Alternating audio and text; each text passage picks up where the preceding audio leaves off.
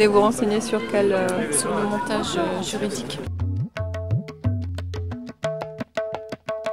Les statuts, c'est lourd. A priori, ça me paraît inutilement compliqué, mais c'est peut-être ça la vérité. C'est un projet qui n'est pas encore vraiment né. Et pour l'instant, on est deux familles à porter un projet d'une trentaine de logements. C'est dit, un truc important, on va sortir les grandes lignes, mais sur des axes de travail, des trucs sur lesquels il faut insister. Donc on va éventuellement reprendre les points de blocage qui ont été identifiés clairement, sur lesquels il fallait qu'on ait un aménagement réglementaire. Et ça, on va le refaire sortir en plénière, en mettant un des axes de développement de l'année d'après. Après une journée passée à traiter des enjeux nationaux ou locaux, faire connaissance entre groupes ou aborder des détails techniques, essayer de prendre un peu de distance avec les sujets qui sont traités et de donner la parole aux chercheurs qui suivent des projets d'habitat groupé ou de coopératives d'habitants.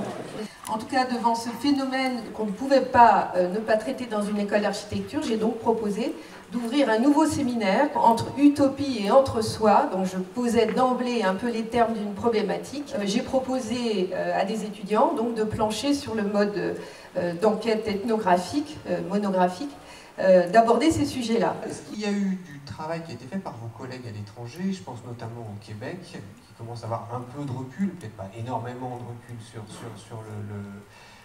la situation, sur la typologie de population. Et quelque part, est-ce que quand on est sur des projets qui sont nouveaux, qui sont innovants, est-ce que quelque part, on ne va pas forcément avoir dans les groupes des gens qui sont militants, qui sont capables de porter un idéal? Vous parlez d'entre-soi, enfin moi je vois, c'est un entre-soi qui est assez large, hein, c'est 20% de créative culturelle, donc ça, tous les mouvements sociaux ils sont appuyés sur des classes sociales. Alors c'est pas une classe sociale exactement, mais enfin, c'est un truc qui y ressemble un petit peu. Donc on a envie de dire oui, en même temps quand on regarde ce qui se passe au Canada ou en Suisse sur les coopératives d'habitants, est-ce qu'on a toujours envie de parler d'un mouvement social? Donc en comparaison avec ce qui se passe ailleurs, et quelle est la nature finalement de ce qui se passe actuellement en France, quoi. Le village vertical, vraisemblablement, et on l'espère, sortira de terre très bientôt. Entre l'idéal type qui était énoncé au départ par le groupe, peut-être aussi par Abicop, et puis ce qui se réalisera, il y a vraisemblablement une forme de compromis.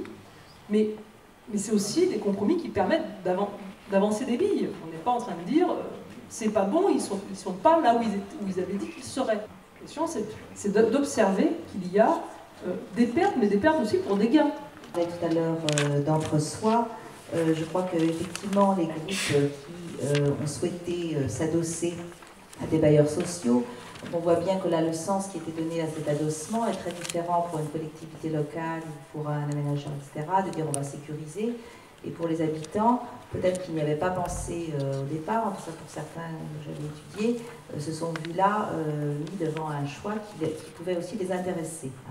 Maintenant, après, quand les projets se construisent, ce qui est quand même très dommageable, c'est-à-dire qu'on voit construire deux bâtiments séparés sur une même parcelle.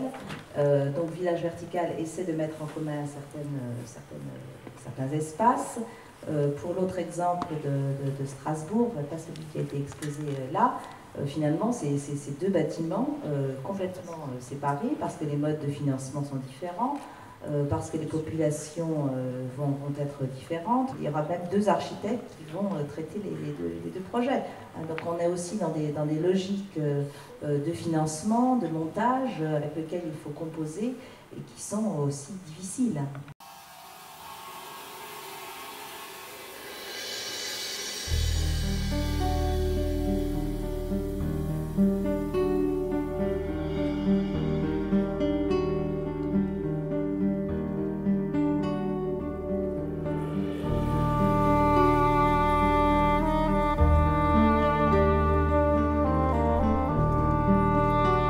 La loi, on a un objectif antispéculatif. Il faut distinguer, mais fortement, les logiques habitantes et les logiques professionnelles. Exactement. Il ne faut pas les séparer. Non, il faut pas les séparer. Il faut les distinguer, c'est important. Et c'est la leçon d'histoire, je dirais.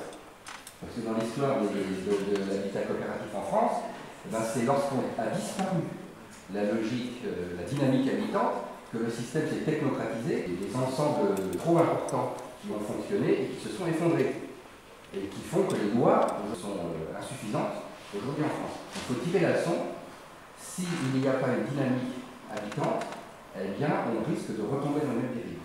Il me semble que justement cette idée de carrefour intergroupe est essentiel, afin que dans chaque ville, il y ait un lieu, une association, pour que les gens puissent se rencontrer, les groupes se former, des gens qui ont envie d'habiter ensemble. Voilà. Ensuite, par leur histoire, chacun de ces carrefours intergroupes ont leur spécificité. Abicop est très porté sur les coopératives d'habitation, d'autres ont un point de vue différent. Personnellement, je trouverais ça intéressant qu'il y ait cet ancrage local qui permette aux gens de se rencontrer et qu'on joue vraiment sur le réseau pour dire à nous en Seine-Saint-Denis, un groupe qui vient nous voir, qui est intéressé par la coopérative, nous on les aide sur ce qui est habituellement sur les groupes qui ont besoin. On leur dit, si vous avez vraiment besoin de trucs très précis sur la coopérative d'habitation, allez discuter avec Abicop là-dessus, eux ils sont spécialisés là-dessus.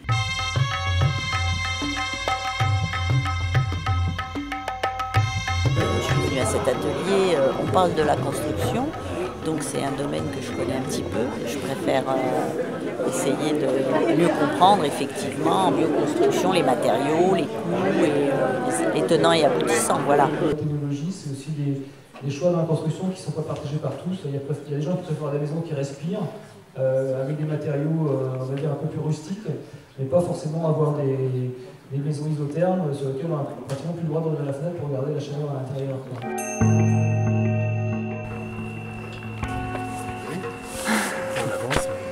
Voilà, vous allez où?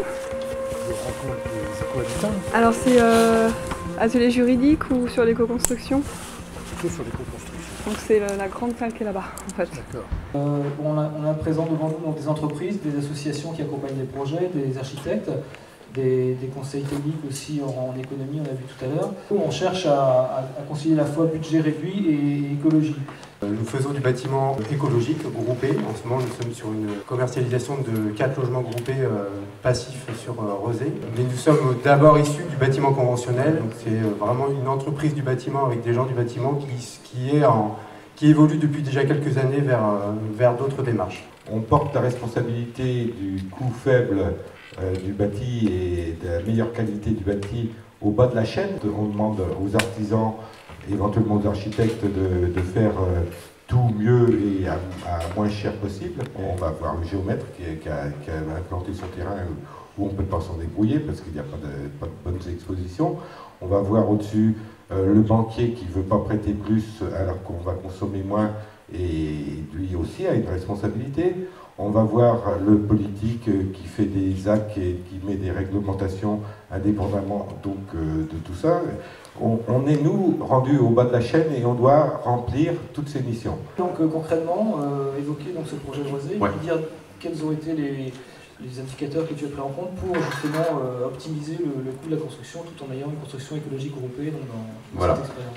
Donc comment on va pouvoir mettre en place des techniques simples de construction. On disait que la maçonnerie c'était une construction simple, mais la construction bois peut l'être aussi. On va mixer les deux. On ne va pas forcément utiliser qu'une seule technique constructive. Alors, pourquoi? On va essayer de l'expliquer. Hein. Utiliser de l'inertie dans le bâtiment, c'est bien.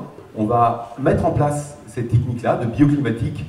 Donc ça veut dire utiliser à la fois des matériaux qui peuvent capter l'énergie et des matériaux qui, quand le soleil n'est pas là, au nord par exemple, on va utiliser d'autres techniques constructives qui vont permettre de conserver la chaleur, tout simplement. Et après, dans les solutions pour arriver à de l'écologie et à de l'économie, c'est l'effort de conception et le temps et éventuellement effectivement l'investissement en argent sur ce temps de conception qui vont permettre de trouver des solutions.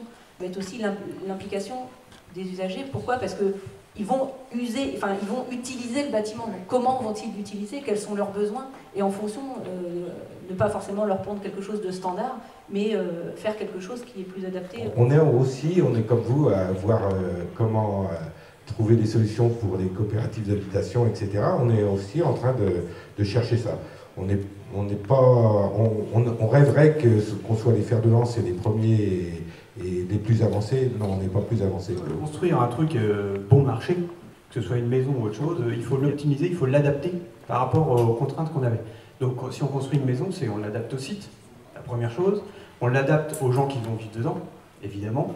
Et puis ensuite, on adapte les technologies qu'on va choisir à ceux qui vont les construire. C'est-à-dire, c'est pas forcément la meilleure technologie qu'il va falloir utiliser sur le site. Parce que si les entreprises qui la construisent ne la connaissent pas, on a peut-être intérêt à prendre une technologie qui est un peu moins bonne, mais qu'ils vont maîtriser et qu'ils arriveront à faire de nickel.